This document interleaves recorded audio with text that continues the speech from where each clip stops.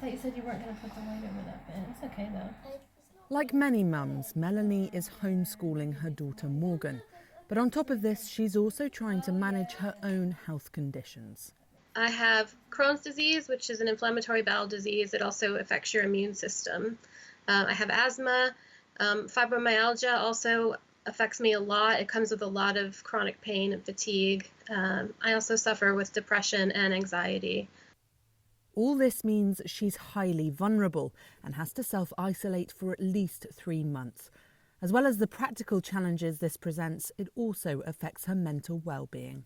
It's incredibly hard, especially because, my daughter's not always completely aware of my struggles because, she spends a good amount of time at school. It's not really possible to kind of hide some of those moments, where I'm in a lot of pain and there's times where I can't get out of bed and it causes me a lot of guilt because I'm not there as much as I want to be. I take these 4 times a day. With many of her usual checkups and access to medical care cancelled, Melanie's also worried about the long-term impacts on her health. And she's not alone. Research shows more than a third of people with disabilities are feeling extremely concerned about their mental health. On top of this, almost half are concerned about accessing medicine during this time. And many are also worried about missing medical appointments. Disabled people are often some of the most isolated and lonely, even before this crisis hit this country.